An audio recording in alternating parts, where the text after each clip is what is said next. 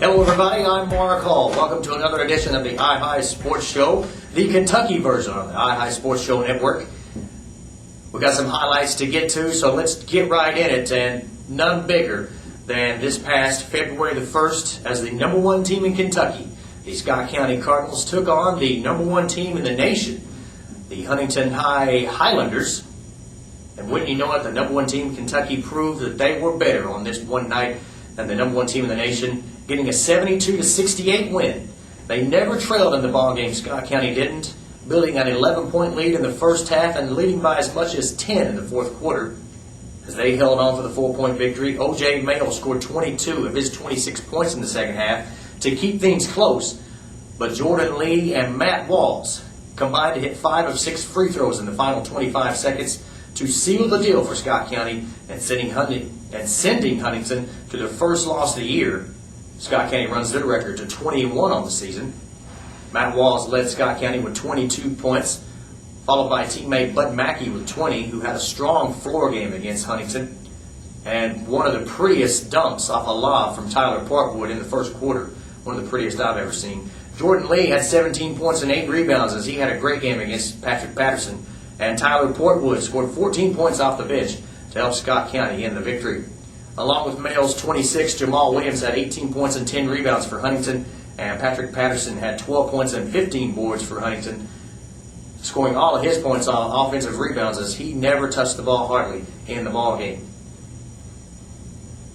Other game on the night of February 1st involved Bryan Station, and after 85 straight road games, Bryan Station finally came back home.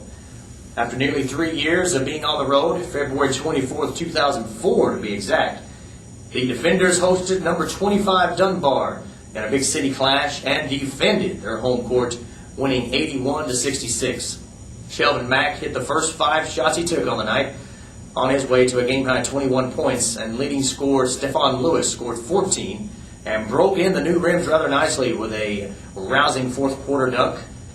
Deron Jones added 9 points and 13 boards as Bryan Station got the 81-66 win over Dunbar in their first game in their newly renovated home floor. The next night, Bryan Station went on the road and took on the Fort Thomas Highlands Bluebirds, and Jones led the way this time with a double-double, scoring 19 points and pulling down 16 boards as Bryan Station won 52-41 on the road over Highlands.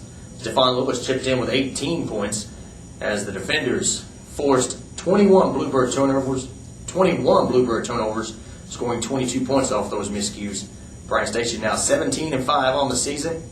And on February the 8th, those defenders and those Cardinals of Scott County will be in action over in Scott County in a big, crucial district matchup involving 2 top 4 teams in the state of Kentucky.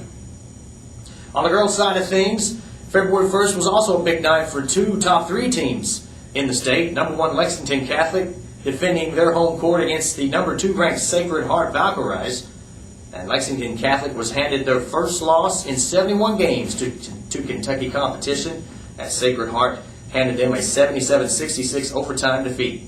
The last time Lexington Catholic lost to a Kentucky team was in 2004 in the state finals to Sacred Heart. And Sacred Heart was coming off a loss back on December 23rd to Catholic, losing by 14. But this time Sacred Heart was a team coming in red hot, fresh off a Louisville Invitational Tournament title, as the Lady Valkyries hit 12 of 14 free throws down the stretch to seal the victory. And they also forced Lexington Catholic to commit uncharacteristically 28 turnovers to help in the cause. Natalie Novosel and Kayla Snowden each had 23 points in the loss, while Elizabeth Campbell led Sacred Heart and all scorers with 32. Lexington Catholic falls to 21-2 on the year, and they will host number 20 Clay County, the Lady Tigers out of the 13th region, on Friday, February the 9th. Number 3 Scott County was also in action on February the 1st, and they upped their record to 18-3 on the season with that impressive 73-61 road win at number 15 Henry Clay.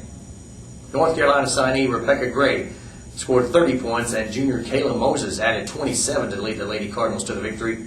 Scott County forced the Lady Blue Devils into 28 turnovers on the night when Rucker led Henry Clay with 16 points and 6 rebounds as they fell to 12-8 on the year. Scott County is off until February the 12th when they host Woodford County. Henry Clay will host Sayre on February the 7th, and then be on the road at Woodford County on February 8th, and then at Bryan Station in a city battle on February the 12th. Those are some highlights from some area teams here on the iHigh Sports Show. That's all the time we have for now. I'm Mark Hall saying so long, everybody.